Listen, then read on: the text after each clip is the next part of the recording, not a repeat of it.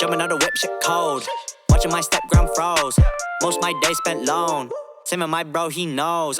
Gotta pay dues. Walking in mud, you can check my. Hey y'all, welcome back to another video. Welcome to the channel. My name is Chanina. If you're new here, hey girl, hey. So right now, y'all, I'm working on some call center stuff. If you're new to the channel, I do have my own home-based business, sales staffing solutions. So I'm just working on some stuff for that. Going through my emails because I did have somebody complete their registration, or they're about halfway through it anyways, and I just got a notification for them. So I'm about to send them out an email letting them know, hey, I got it, and that you're okay to go ahead and continue through the registration. So I figured I would just kind of sit here and just chit chat and kind of go through my processes with you guys. I know some of y'all are curious on how I do my onboarding. I did answer it briefly in a previous video, a Q&A video, but I didn't go into a whole lot of details. So basically, there is a pre-registration application on the website. So once the person who's interested fills out that application, it's really short. It only takes like not even a whole minute to do. Once they fill that out and hit submit, then I get a notification letting me know, like, hey, you got a potential person that filled out this form or whatnot, right? So I have templates. So in Gmail, there you can make templates to emails. When I'm making a template, I just click on compose, and then a new message box pops up, and then I make the box a little bit bigger, and at the very bottom there's 3 little dots. So you'll see the send, you'll see all the other little icons. You can do like a, upload a picture, whatever, right? And there's 3 little dots. Once you click on that, you're going to have like a little list that says default to full screen, templates, label, plain text mode, print, check spelling, smart compose, feedback. When you click on template or hover over template, then you'll have an option to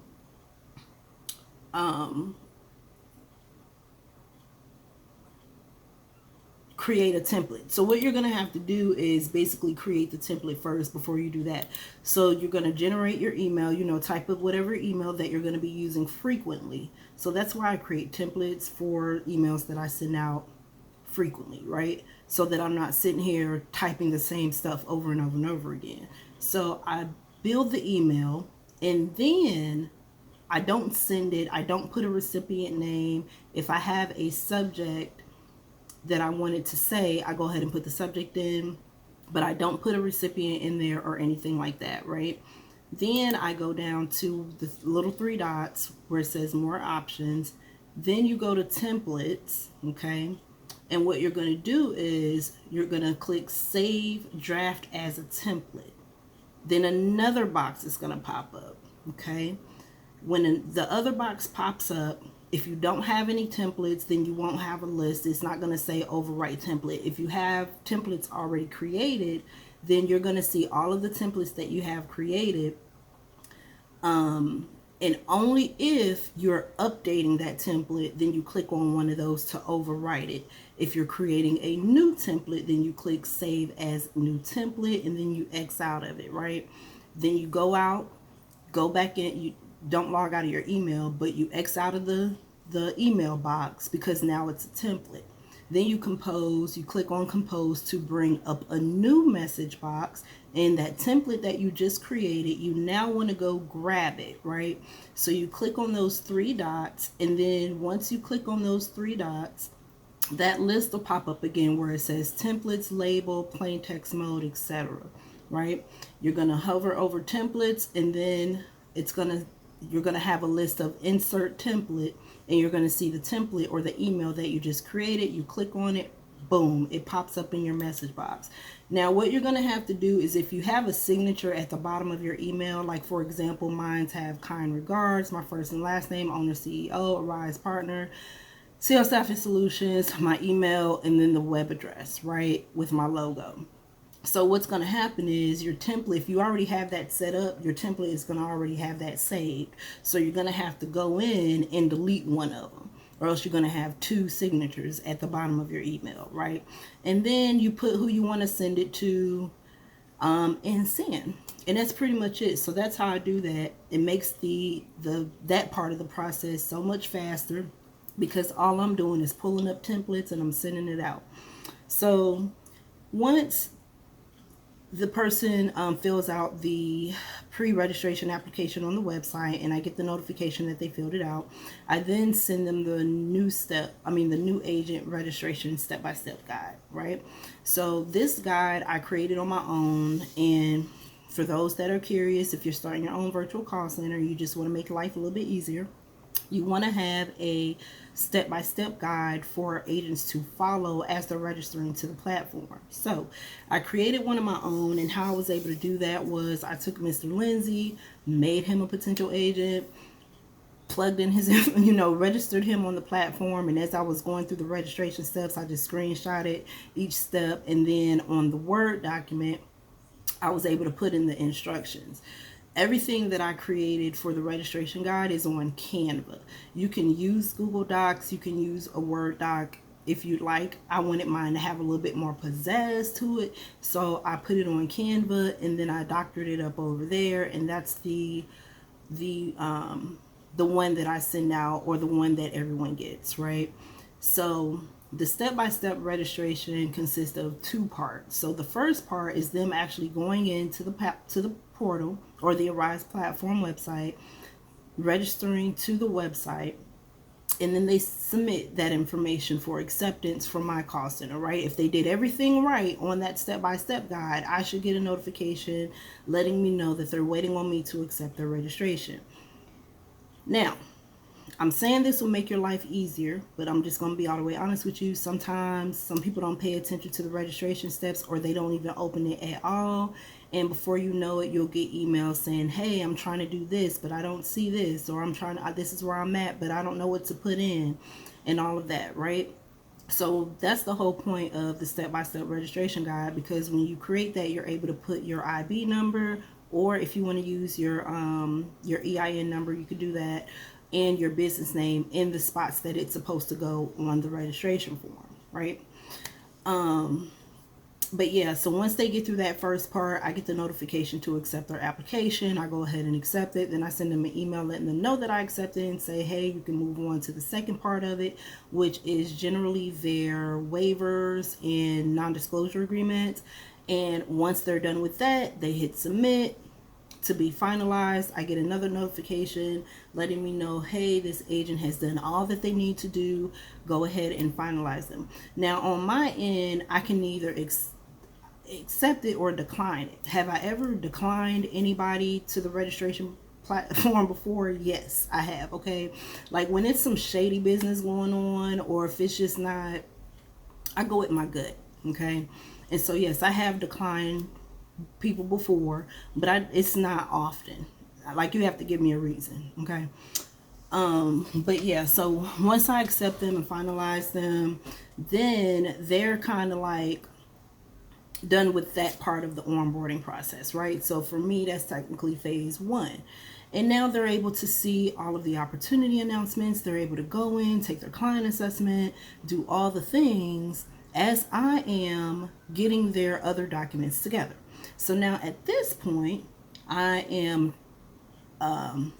pulling up the independent contractors agreement and doing all the things that I need to do there, getting the W-9 form, getting the direct deposit form, the consent to paperless tax form, and I'm putting all that together in a bundle so that I can send it to you through either HelloSign or DocuSign. So both platforms are free up to a certain extent. So with HelloSign, you get, well, actually with both of them, you get 3 free envelopes, or you can send out electronic signature requests 3 times a month.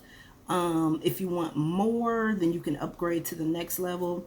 Honestly, I've only had to upgrade a couple of times because of the influx of applications and forms that I needed to send out. But generally, for the most part, the whole time I've been in business, which is almost 2 years, I try to use free everything, okay? Like, if I can help it. If I can't help it and I have to pay for an upgrade, then I go ahead and do that. it's a business expense, you know what I mean? And I can write it off on my taxes. So, or it'll be considered a tax credit or whatever, y'all. I don't want to get into taxes, but because I'm not a tax advisor. So anyways, but yeah, so once they're doing that, once they're exploring the platform, you know, they get the welcome letter, they get a welcome packet. So I encourage you guys to create a welcome packet, and mine is simple and it gets straightforward to the point, and I created it on Canva. Y'all, Canva is my best friend when it comes to creating documents, newsletters, brochures, thumbnails for YouTube, like all that stuff, right? Social media, ads like for Facebook, Instagram, all of that. So once I've gotten all them documents ready, I go ahead and now I have it sitting ready, right? In the either HelloSign or DocuSign. I just need to press the send button. But before I do that, I need to let them know what's about to happen, right? So I send out an email with all of the documents and why they're important to the person. And I say basically in a nutshell, hey, you're going to be getting these 4 documents. I'm requesting an electronic signature. And here is a video if you're not sure on how to fill out the W-9 form. Okay, so believe it or not, there are some people who's never filled out a W-9 form in their life and they need a little bit of help. So that's where the idea of creating a video came about, because I've actually experienced that before. So hold on, let me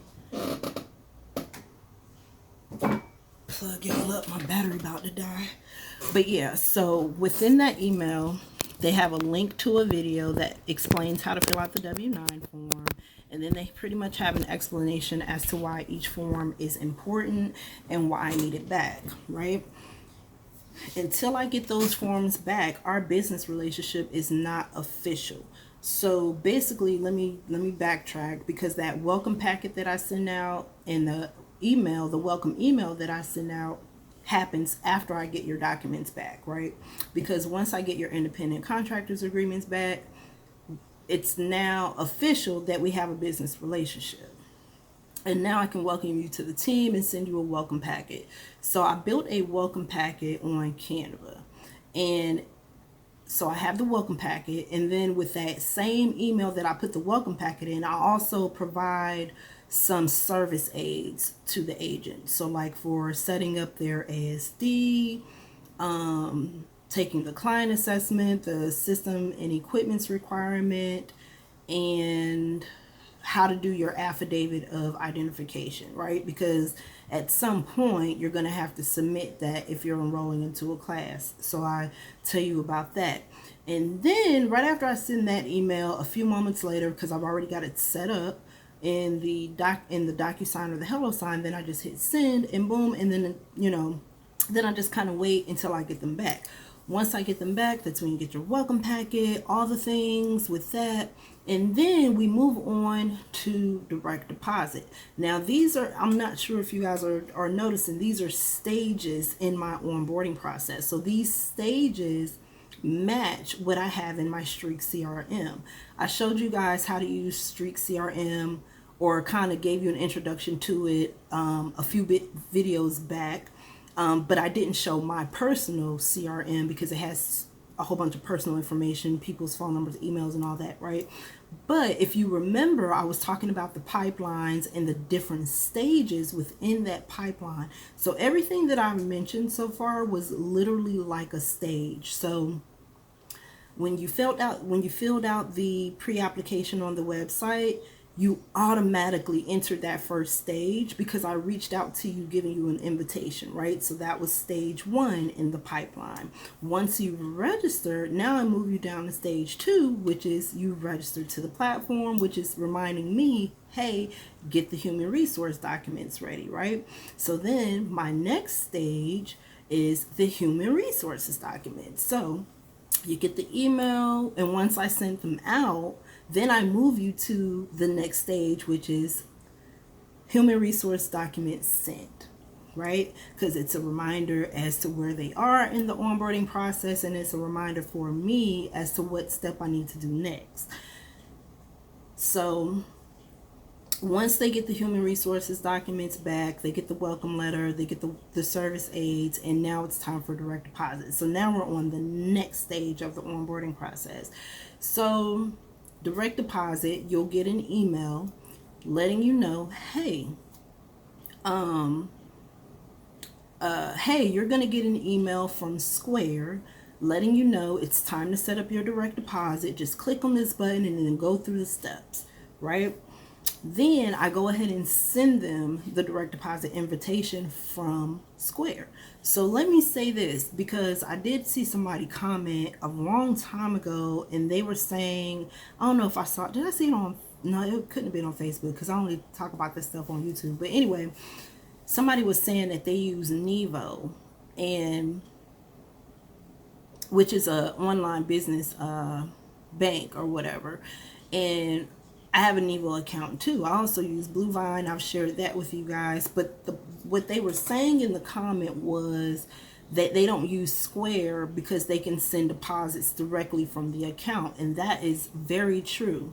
That is very true. However, for me, I feel more comfortable if I don't have to ask you for your account number or your routing number. And I feel like it makes you feel comfortable if you don't have to give it to me. Because at the end of the day, we don't know each other, y'all. Everything is virtual. So I try to make it where it's, less headache for me to try to plug all that stuff in, or less, not headache, but less work for me to plug all this stuff in, and less apprehension from you to have to give it to me. You see what I'm saying? So basically how I have my situation set up is you get their direct deposit form, and anyone who has come from YouTube and has onboarded as an agent, your direct deposit form only asks for the last 4 digits of your account number, just for the records. Not because I'm going to do anything with it. I can't do nothing with just 4 numbers, right? But just for reference and a signature, so saying that, hey, I have permission to deposit money into your account, right? But now that's all I have. I don't have any other information. So when you get the email, now you go onto the Square website, you set up your account, and that's where you're plugging in your account number and your routing number, right? It's completely confidential. When I log in on my end, all I see is the last 4 digits, and I like it like that. Y'all, it's so much scamming and stuff going on. The last thing that I want people to be is uncomfortable when they're working with me, right? So I try to make it as comfortable as I can. So if I don't know your information, I can't get accused of anything, and if I don't have access to it, and then you don't have to feel uncomfortable giving it out to a complete stranger, right?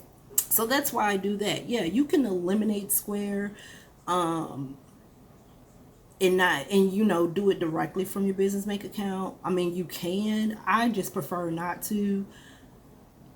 That's just how I prefer it, y'all. So anyway, so once they've set up their account, so let me go back just a little bit. So now I go into my Square and I type in the information that I need to in order for Square to trigger and send them an email letting them know, hey, you've been invited to set up a direct deposit account, right? Cool. Once it's set up, I'll see that they're active and they're good to go on that end. And honestly, that's the end of the onboarding process. I mean, to be honest with y'all, there's nothing extra after that. From that point on, now you can shop a client. I mean, you technically can shop for a client. I call it shopping a client, but taking your assessment and looking over all of the opportunity announcements, I call all that shopping a client. You can literally do that the moment that I finalize your documents on the platform, your waivers and NDA disclosure, right? Even before I get the human resources documents to you, you can start browsing and enrolling in a client. Now, one thing that I do list on my documents is that if you do enroll into a client prior to me receiving back the human resource documents, and I get a SOW from the client that you enrolled into, your SOW will not be signed. And I do it that way because we still don't have a business relationship at that point officially, right? So I can't I can't go in and say, yeah, let me sign this SOW for this person whom I've never even got a W-9 form for, a direct deposit form. Like, how am I going to pay you, right? Independent contractors agreement and all of that. If I haven't received any of that, then I'm not going to sign your SOW until I do. Okay, like, period.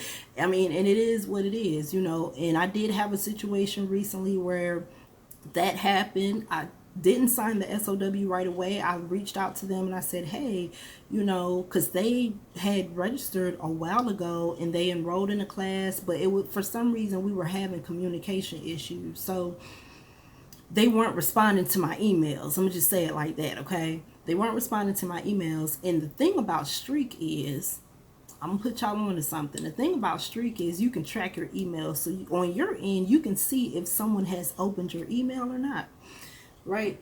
So I know for a fact that this person hasn't opened any of my emails. So I had to keep reaching out to this person, letting them know, hey, if I get an SOW, you're in class. If I get an SOW for you, I cannot sign it until I get back all of the things that I requested. And so got that taken care of. They ended up doing it and everything is fine, right? So yeah, sometimes you guys, you do have to, it's a business, so you do have to, you can't be afraid to put certain policies or procedures in place if it's going to protect your business, because at the end of the day, all of your agents can go work with someone else. You know what I mean? I have agents come from other IBOs all the time. They switch call centers. They can easily go and switch to another call center. If I lose my business, it'll take me forever to rebuild. You get what I'm saying? I would have lost a lot in that situation, whereas that person can just move on to the next. So you have to set standards for your business and different policies in order to keep it flowing, right? So that's what I was doing. I was sitting here. I had somebody who applied a while ago and they just started to register. And so I basically was just kind of sitting here, just going through basically the steps that I just told you. Right now, they are on the finalization part. So once they are done with that, and then I get the notification, letting me know that I need to finalize them, then we move forward with the next stage. So that's how I do that, y'all. I know it wasn't a whole lot to it. Everybody's onboarding process is a little bit different. Just for me, I don't like to be stressed out, so I try to keep my stuff simple. I don't pay for a whole lot of things. Like right now, I'm only literally just paying for my website, my Windows 360, Microsoft 360, the package with the Excel, the Word, and all that. So I pay for that. My domain, I pay for that. And Loom, I pay for that, which I'm actually going to downgrade on Loom because I haven't been using it that much lately.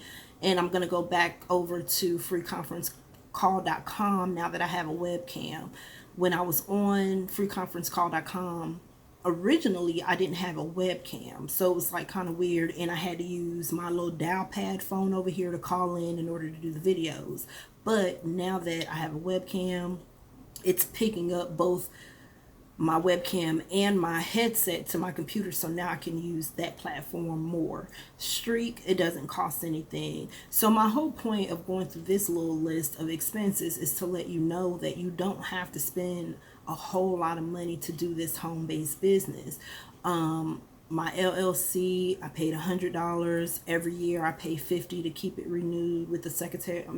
Keep it in compliance or active with the Secretary of State.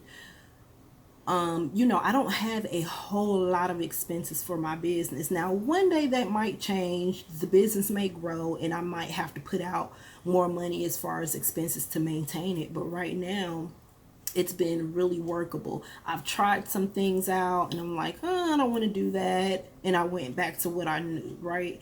Another thing too, let me put y'all on to this plug. Y'all know I like giving y'all information. Open phone. So when I started this call center, I was using Google Voice, which is free if you have Gmail, right? but I had it linked to the I had it linked to my house phone instead of my cell phone, and I never answered my house phone, so I was missing like every call that came through, right? Well, there's this new option. You guys can try this, and I think this will actually work a little bit better. It's open phone. Y'all know my mom is the plug, okay? She be knowing all the info. So she told me about openphone.com, and it's basically the most economical package is $10 a month, and you can basically choose a phone number where you can call people through, right? You choose a phone number, when you call out, that's the number that pops up. You can even text them while you're on the phone. Like, it's pretty cool. And I started registering, I just didn't finish it, y'all, but I recommend that if you don't want to pay a whole lot of money for a business phone, because it can get a little bit expensive. Like, you'll see, like, if you ever decide to do your own virtual call center one day, you'll kind of see everything's going to look so exciting. You're going to be looking at other people that have home-based call centers, and you're going to hear all the things that they use, and you're going to want to try this, you're going to want to try that, and after a while it's going to add up, and then you're going to be like, wait a minute, that sounds good, but I'm not at that level yet, right? So I check in with other IBOs, see what systems they're using that helps to make their workflow a little bit easier and stuff like that. But it just depends on where your business is at, right? So a lot of that stuff I don't necessarily need in this time, maybe later, but not right now. You know, God willing, we'll get to that stage. But I'm still fairly new and fairly small. We've been in business 2 years, but I'm still a small company. So I try to utilize all of the free resources that I can use in order to keep it maintaining, and so that I'm not taking any money from my household, because y'all know you still got a house to run, you know what I'm saying? So anytime that I get into some type of endeavor, I try to do it where it's not affecting the household, right? So yeah, y'all, so that's it, y'all. That, it was just as simple as that, to be honest with y'all. Like, my whole onboarding process in detail. If you guys have any questions, if you're interested, feel free to check out my website, salesstaffingsolutions.com. salesstaffingsolutions.llc.com. I changed the web address. And just go in there and take a look around. Just, there's some basic information on there. Read the FAQs, which I need to go back on there and make sure that's still updated, because I did update it, but I always like to jump on the website to see if I have any mistakes, any grammatical errors, anything like that, you know, with a fresh pair of eyes, and then I go ahead and fix it. Because I pretty much do everything myself, y'all. It's just me, myself, and I. It's all I got in the end. Okay, so anyways, y'all, this was gonna be a vlog, but we are already 27 minutes into the video, so I think this will be just a good video on its own, a very informative video.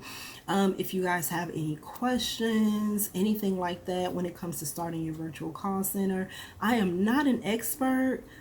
I'm really not, okay? But I will do the best that I can to help, okay? Because that's what my intentions are in the first place. I will do my best to help and give any professional advice that I can give. Just know that I'm real, I'm transparent, so I'm just gonna tell you like it is, okay? Don't get offended. Don't get offended. Oh, another thing that I want to mention too, we were talking about phones, so I just want to kind of put this out here, because I don't want anybody to feel away. Y'all know this is social media, right? And every now and then, you know, I get somebody that'll hit me up and they'll say, hey, you know, I'm interested. I seen you on YouTube. Is it okay if you can give me a call?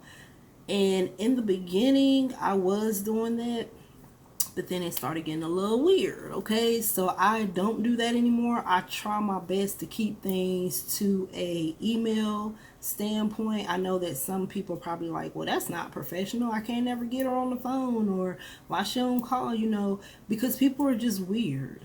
And I'm just being honest, people are just weird. I just told y'all the other day that I had to block somebody on Instagram because they was blowing my phone up, and I don't even know who this person is. So I'm really like weary about just randomly just calling somebody that said they seen me on social media. You know what I'm saying? So anyway, that's why y'all don't see a phone number listed on the website. Because I feel like everything that you need to know is on the website, or you can binge watch my videos. And that's just how I honestly feel. Like, all of the information is out here already, and I do that on purpose so that you don't have a whole lot of questions, or so that you don't feel like you're in the dark about a lot of the information. When it comes to the Arise platform, I'm very transparent. I'm gonna say to a certain extent, because of course there's some things I'm just not gonna share with you guys, like, for real. Like, let's just be honest, you know what I'm saying? There's just some things you just don't share, okay? It's very unprofessional, and no. But the things that I can share is the stuff that I share with you guys all the time, so that you don't have, so that it can eliminate any doubt or any questions that you may have had, even conflicting answers. I've had people say to me straight up, like, hey, I've asked this question and I can't seem to get a straight answer. What are your thoughts? And I would just tell you what my thoughts are. If I have an experience, something that I've experienced that can go with the story, I'll let you guys know about it. You know, I do my best to make sure you guys have all the information, so that you ain't even got to talk to me over the phone, you know. So anybody that's reached out to me asking me, can I call them, just don't take offense to it, y'all. I love all y'all, but I